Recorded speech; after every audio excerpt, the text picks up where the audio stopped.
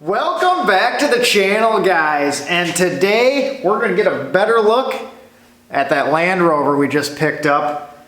This is the 1969 Series 2A that we picked up from an estate sale, sight unseen in Ohio.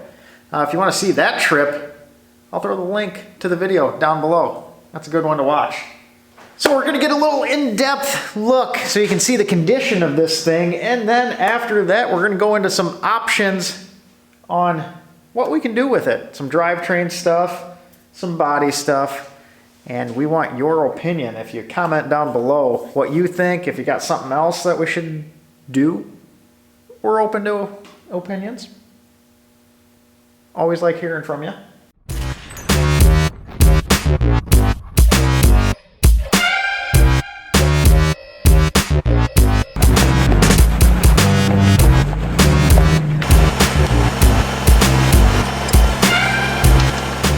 So before we get into the video, if you want to see more content on this Land Rover, we got another Land Rover we're picking up this weekend, so that video should be next. Hit the subscribe button, and if you find this video entertaining at all, give us a thumbs up down below. That really helps us. It's gonna be an interesting little project, and we're looking forward to it. It's gonna be fun. A little out of the norm for us going this old. All right, so Ted has this guy tucked away in the basement. It's in good company, I would say. So this guy, I mean, it's not great, but it's not terrible. We can still do something with it. So we're gonna give you a little more in-depth look at this guy and kind of show you what's wrong and what I think's neat about it.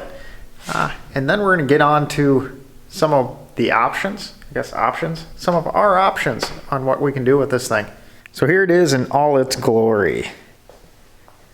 The body, not too terrible. It's actually in pretty decent shape. Doors are starting to rot a little bit down there. Bulkhead's seen better days. That piece right there is kind of the crucial piece to this guy, kind of the main deal. So that and the frame are what we're gonna have to make nice. It is kind of cool look to it though. This right front fender connected with something in the past, something solid and immovable. So that'll have to get repaired. Other than that, body's pretty straight. And big thing about this guy is it kind of is unmolested and everything is there. And that's what really intrigued Ted on this one. So we'll open it up, and all the interior bits in the dash are there. It's got most of the switches and everything. Nothing's missing, nothing's been cut and drilled into there. It's just kind of an honest piece. And if you've never been in one of these, that's a satisfying feeling. You can probably hear the click, but I wish you could feel it. That right there, that alone was worth the trip and the purchase, just to have those. I mean, I suppose you probably could have just bought some on eBay for a lot less, but then you wouldn't have the Land Rover to go with it. We even have the wiper arms, and those actually look super nice. We don't have the wipers themselves, as you can see. But mirrors are there. The wipers are in the box in the back. Oh, the wipers are in the box in the back. So we got the wipers. It may need a mirror glass. That doesn't look too great. That side looks good. But here, I mean, in British fashion, we got what I believe is an ashtray. Or Ted said it would be a good place for a cell phone. And I'm sure that's exactly what they were thinking when they put that in 1969. Land Rover, always forward thinking. The seats are all there, a little chewed up there. I mean, missing, but that's all fixable or replaceable. Came with a floor mat, that's nice. Floor is somewhat there. It's got a brake, a gas, a clutch pedal. That's neat. This is kind of neat too. You got the turn signal stalk. I don't know if you can, it'll focus in on that. It's got a little roller wheel. And as that wheel goes around, it'll cancel the turn signal. So that's pretty cool. Nifty. It's got all the glass. I'll bet it doesn't slide that great, but all the glass is there. Even the windshield's in one piece. Kind of tucked up against the back wall here, but we'll get this open. We got our grab handle. Floor in the rear is actually pretty solid. So, I mean, there's enough to work with. Rear bumper, kind of toast. And as expected, like all the old Land Rovers, the frame is more like Swiss cheese. And in the middle there, it's more like non-existent. But we knew it'd need a frame going into it.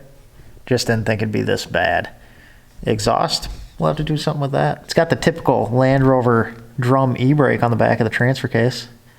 That's always neat. Another nice feature is every time you close the door, it loses some of the Land Rover on the ground. But yeah, you can see here that the front spring mounts are sprung and no good. And that front axle is not in place.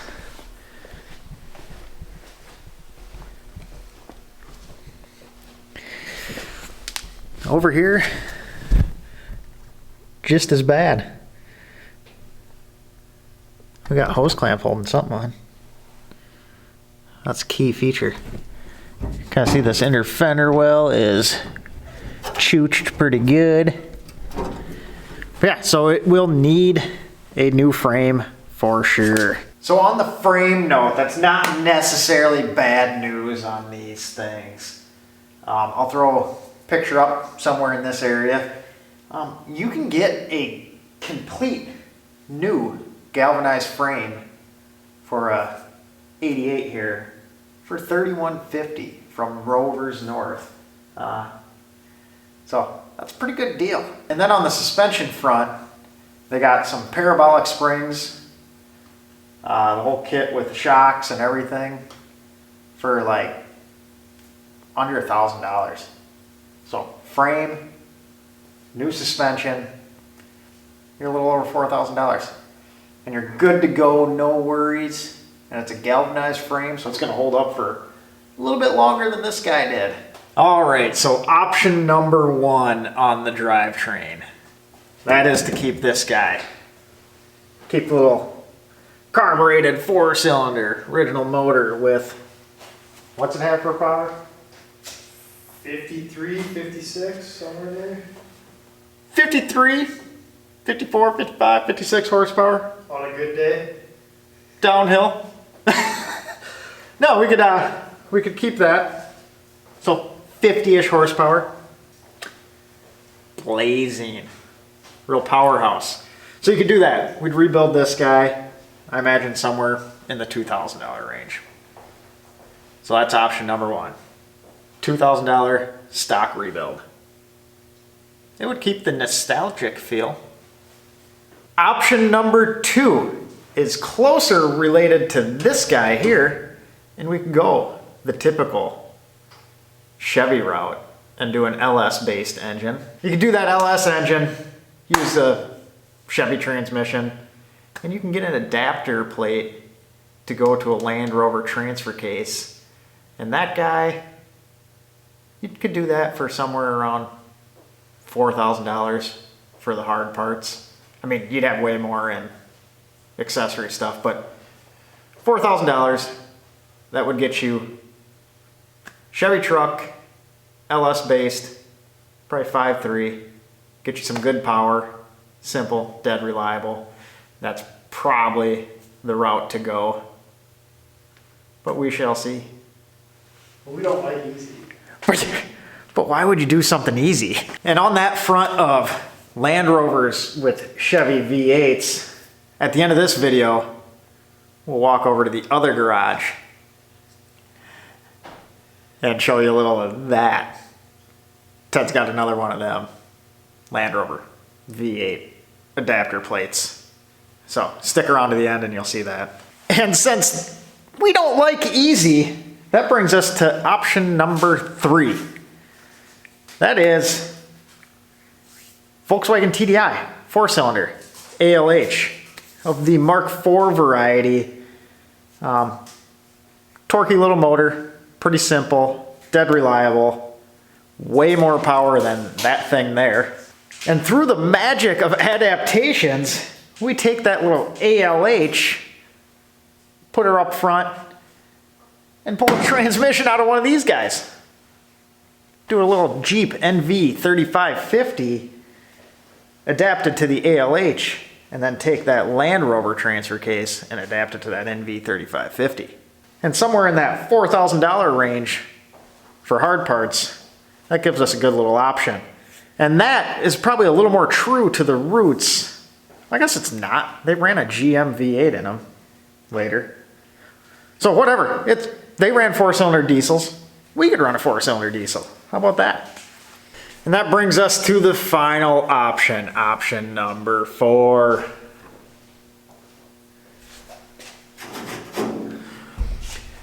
And that is the Cummins R2.8 crate engine. And that with a manual transmission adapted to a Land Rover transfer case, the kind of swap kit. This is kind of the money no object option because it's 3 times, 4 times as much as the other ones. That's a $12,000 option. But that gets you a plug and play, brand new Cummins engine, little 4-cylinder diesel. That one's intriguing. So we could turn a $2,600 Land Rover into a $26,000 rusty Land Rover. Yeah.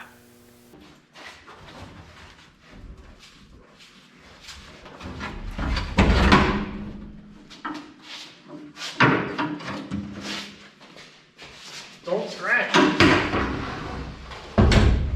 Dang. Well, isn't that a convenient little feature? Good on you, Land Rover. Isn't that neat? Just got 2 little sockets for 2 pegs to slide out of. Doesn't get much simpler than that. All right, and here is the other Land Rover. This is in the Range Rover brand, the fancy ones.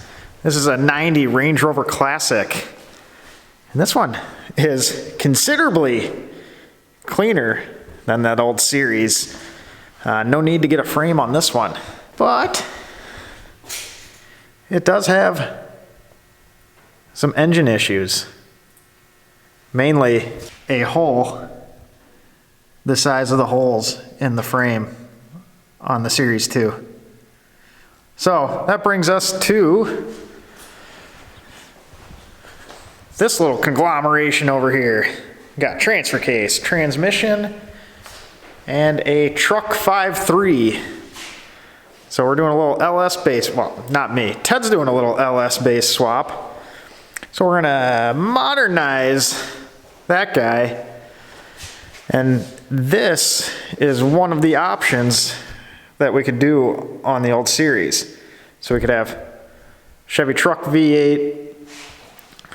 We'd probably do a manual transmission instead of the automatic. This one's getting the auto.